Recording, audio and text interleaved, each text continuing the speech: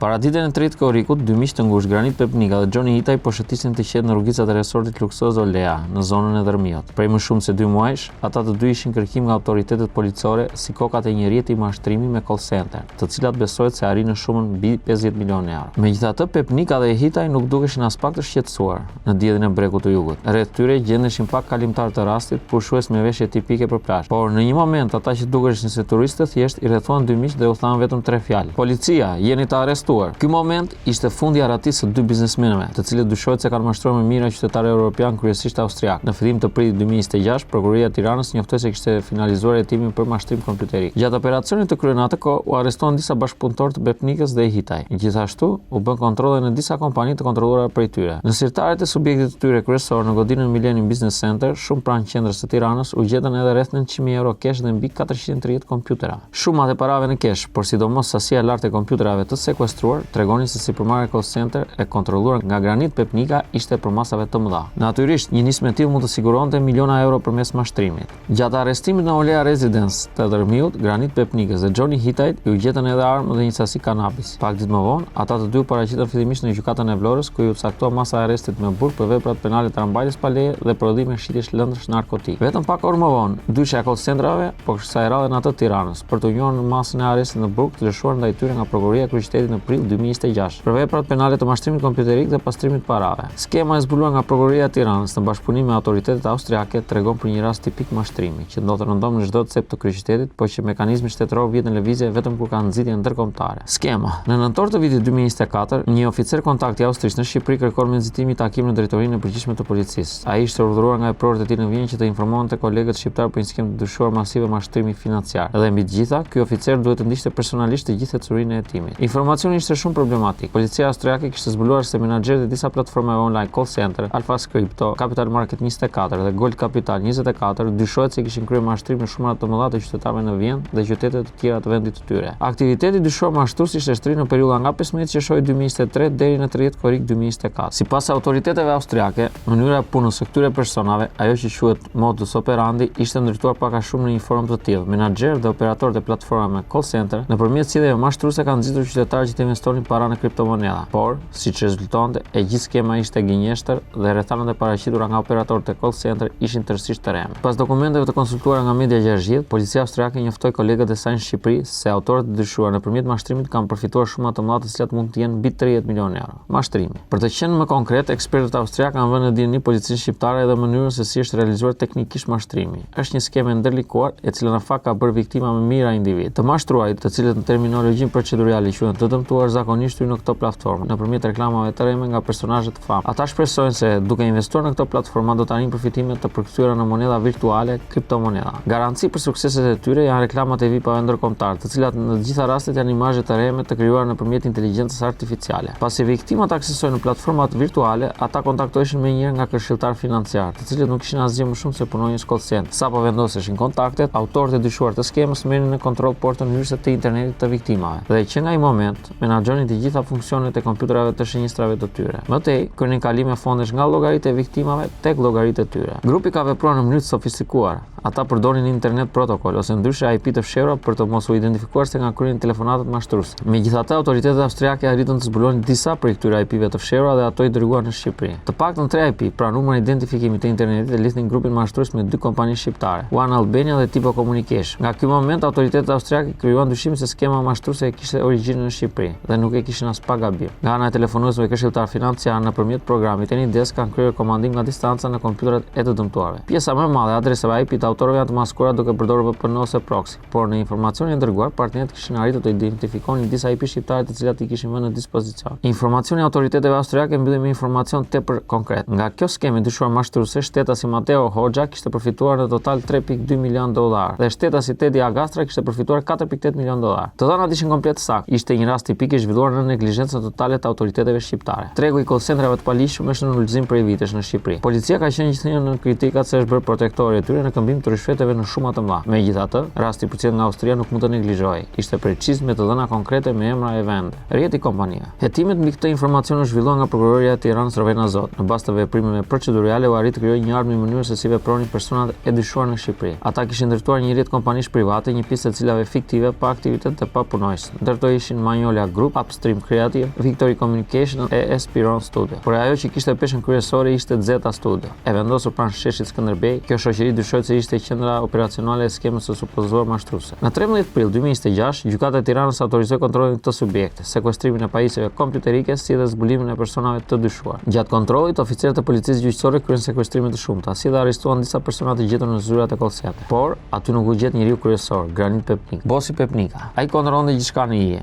Emri i tij nuk rezultonte në asnjë dokument të kompanive të përfshira në rrjetin e mashtrimit. Figura e tij nuk u shfaq tërësisht në hetim. Por megjithatë, ai u shfaq në dritë kur personat e arrestuar apo edhe punëtorët e thjeshtë të gjendur në ambientet e biznesit nisën të tregonin se si funksiononte konglomerati financiar. Të gjithë të pyeturit pranuan të njëjtin fakt. Bosi i vërtet i call centrit ishte Granit Pepnika. Orian Mullaj ka qenë përgjegjës për monitorimin e orareve të punonjësve të call center në kompaninë Zeta Studio me selinë Kullë Millennium Business Center. Ai tha para prokurorëve se pronari subjekt tregtar është Granit Pepnika. Marsita Bayraktari ishin punonjëse e thjeshtë call center. Ajo është pyetur nga prokurorët në cilësinë e personit që ka dijeni për veprën penale. Vajza e re, njohëse e mirë e gjuhës gjermane, ka deklaruar se ka kontakt me një shtetës me emrin Granit për të nisur punë në call center. Ulina Muça dhe Randa Iljazi, operatorët të thjeshta, gjithashtu kanë pranuar se kanë nisur të punojnë në call center, pasi kishte kontaktuar dhe ishin intervistuar nga Granit Pepnika. Prokuroria thotë se në aktet e saj hetimore se, nga deklarimet e shumicës së personave të pyetur, rezulton se shteta si Granit Pepnika paraqitet si figura kryesore në subjektin e fjalë. Graniti është personi që ka kontaktuar fillimisht, i ka intervistuar dhe u ka shpjeguar natyrën e punës, kryesisht në fushën e marketingut online, telekomunikacionit dhe shërbimeve të ndryshme. Në vijim, prokuroria thotë se disa prej punonjësve deklarojnë se ai është prezantuar si pronari i subjektit dhe personi që do të firmosë kontratat e punës pas periudhës së trajnimit. Gjithashtu, ai është përmendur si person që ka dhënë informacion për pagat, të cilat variojnë nga 500 deri në 1000 euro në muaj, plus bonuse ose përqindje. Në disa raste ai lidhet edhe me rekrutimin përmes rrjeteve sociale dhe në ambientin e punës. Në tërësi, Granit Pepnika del si personi qendror në rekrutimin, organizimin dhe orientimin fytyrtar të punonjësve. Personazhet e tjerë. Johnny Hitaj konsiderohet si një lloj oficeri si një mëkëmbës i bosit Granit Pepnik. Emri i tij rezulton si administrator në disa kompani të rrjetit. Marrëdhënia e ngushtë mes Pepnikës e Hitaj konfirmohet edhe nga fakti që ata u arreston të dy në resortin luksoz në Imar. Po kështu nga veprimet proaktive ka rezultuar se shtetës si Eduard Dalla, përveç se bashkëpunon me call centrat për ofrimin e shërbimit të internetit, i ofron atyre edhe shërbimi VoIP, Voice over IP, i cili shërben për të kryer telefonata në internet. Ai rezulton të jetë personi i parë që është mbajtur në përgjithësi në vëzhgim nga autoritetet shqiptare. Marcel Lami rezulton pronari 4 kompanive, të dyshuara si të përfshira në rrjetin e mashtrimit. Prokuroria e Tiranës beson se ky person nëpërmjet hapjes së kompanive fiktive ka ndihmuar dhe bashkëpunuar me aktivitetin e call center për ekzekutimin e skemës mashtruese. Në hetim janë edhe disa persona të tjerë, roli dhe pozicioni i të cilëve në këtë histori